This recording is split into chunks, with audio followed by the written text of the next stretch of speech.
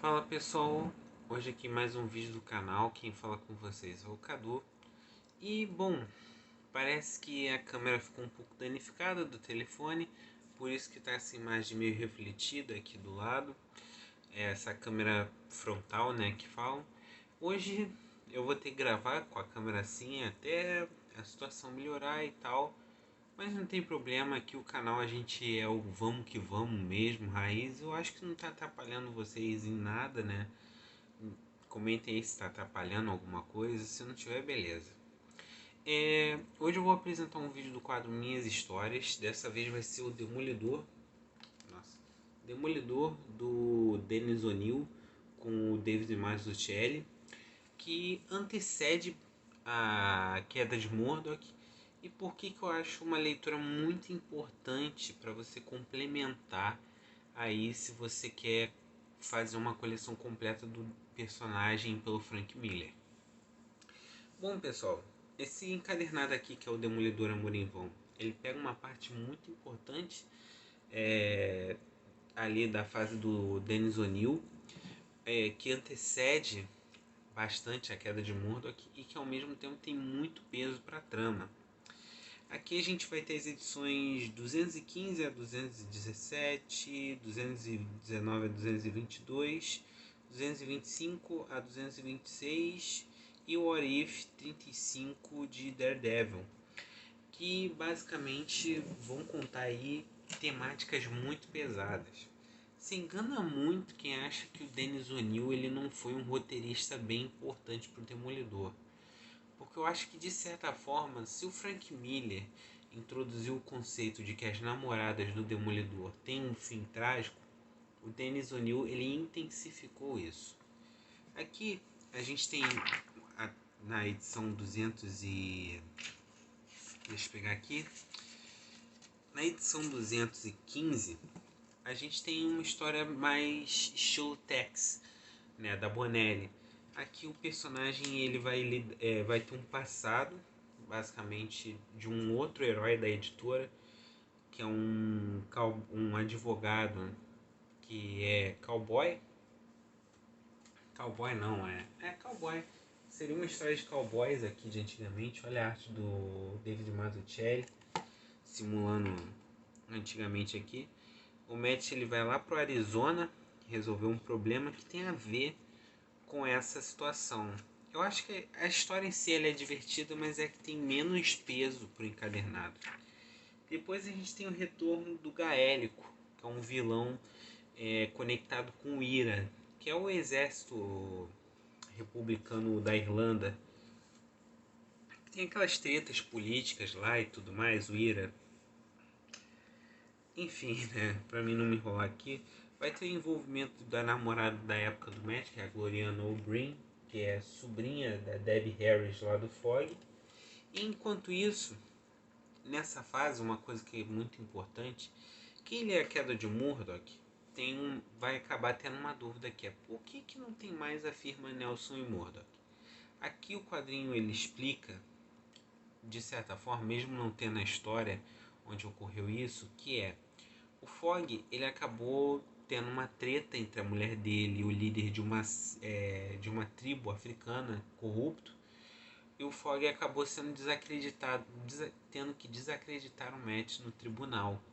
Acaba que a firma perde prestígio e ela está falindo. E esse encadernado aqui vai mostrar quando a firma fecha as portas.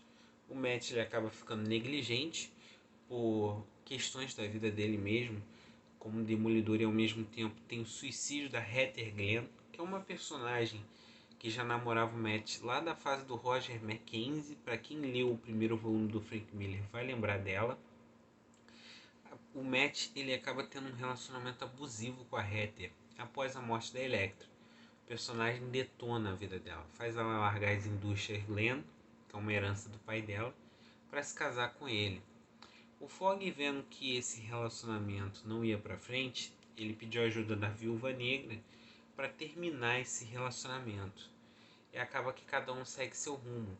Até o Denis O'Neill, junto do Frank Miller, que o Frank Miller acaba tendo participações em algumas histórias desse quadrinho com o Denis O'Neill, ele traz a personagem de volta.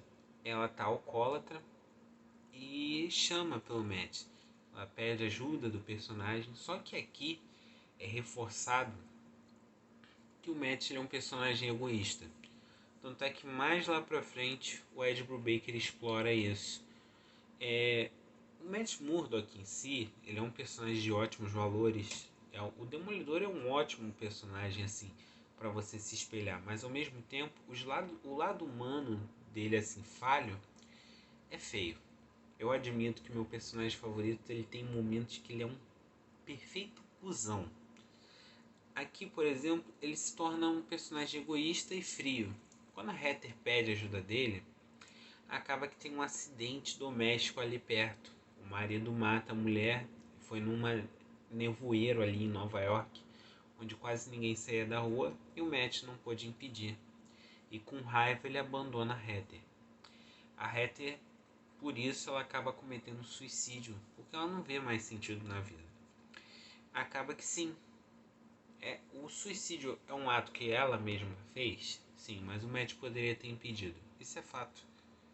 E o personagem carrega a culpa pelo resto do encadernado. Ele tá tendo um relacionamento com a Gloriana, ele é um personagem mais frio, distante. Ele não é um personagem amoroso como ele era com a Karen ou com a Elektra. Tanto é que eu considero que os únicos relacionamentos que o Matt teve, onde ele realmente foi um cara legal com as garotas, foram 3. Foi com a Karen, a Elektra e a Kristen, lá na fase do Mark Wade. Porque de resto o personagem sempre tratou mal ou foi negligente com as mulheres dele. Isso ocorre lá na fase do Bendis com a Mila Donovan, e na fase do Brubaker meio que é uma continuação espiritual do Bendis, com a própria Gloriana aqui, onde apesar dele gostar dela e se preocupar com ela, ele não é um cara carinhoso como ele é com as outras, ele não trata ela tão bem quanto. Isso é fato. E também eu vou elogiar aqui uma edição, que é a penúltima edição do Dennis O'Neil, que é uma onde o Matt ele vai ter um embate contra o Abutre. Aliás, um ponto alto daqui é a arte do Mazzucchelli. O Abutre aqui, ele de certa forma vai servir como metáfora. Ele não é só o combate do Matt e tal, não. Ele é uma metáfora aqui. Aqui a firma Nelson e Murdock está prestes a ser fechada e ao mesmo tempo o Fogg também cogita se suicidar. Os personagens aqui, eles de certa forma estão enfrentando uma carga pesada, porque o Fogg está perdendo a firma e o casamento dele está indo ladeira abaixo. E o Matt está ali tentando se manter firme, mas ao mesmo tempo ele está deixando todo mundo na mão. E isso é meio que um lema triste do Demolidor, que ele sempre deixa as pessoas mais próximas dele na mão. É fato. O Fogg, as namoradas dele e tudo mais. Tanto é que a edição final de Saran envolve o gladiador, Melvin Potter. Aqui vão sequestrar a namorada dele. E o Matt vai estar com raiva do mundo. O gladiador, ele tá meio que assaltando bancos para poder pagar os sequestradores. E o Matt vai ver isso como uma traição. E assim, fica um negócio bem feio. Eu considero, vou falar pra vocês, essa run assim é sensacional. É um único volume que você lê algumas histórias assim que são, a única coisa que eu acho ruim são alguns antagonistas aqui, como o Gaélico, por exemplo, que ele é muito mal utilizado. Ele é uma ameaça ali que é de 2 edições. Na primeira ele é uma boa ameaça, depois na segunda surge um vilão aí com a Viúva Negra, inutiliza o Gaélico, o Dennis O'Neil ele comete esse erro.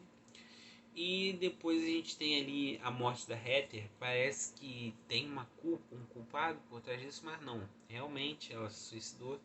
Aí o Matt vai lá pra Itália lidar com uma máfia católica e tal, sem pé nem cabeça, né? Apesar de ali a história tá meio que dando um sentido de ele tentar se redimir e ele não consegue. Depois, vou falar agora aqui das duas histórias que são só do Frank Miller, que é, primeiro, uma desenhada pelo Sal Buscema, que é uma história muito boa, tem um clima de faroeste, meio Clint Eastwood, que é muito bacana. Ele vai para uma cidadezinha, não como demolidor, mas só como um forasteiro. Aí a gente vê a história dessa cidade. Olha a arte do John Buscema aqui. Uma arte belíssima.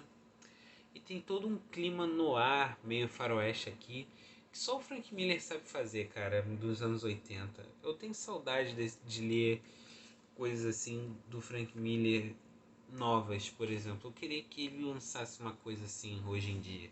Pena que o cara tá totalmente bilulado das ideias por causa do 11 de setembro ainda. Depois você tem uma história What If, que eu curti. Foi bem divertida. O que aconteceria se a Elektra não morresse? Que é bem bacana. Vocês vão me perguntar agora, Cadu, vale a pena? Cara, eu já falei inúmeras vezes nesse vídeo, vale a pena. É um encadernado curto, bacana, dá até pra você ler sem ter lido nada antes. Dá pra você até começar a ler Demolidor a partir dele. Apesar de que eu acho que a Panini poderia ter pego e lançado algumas edições anteriores, porque esse encadernado ele ocorre até um pouco depois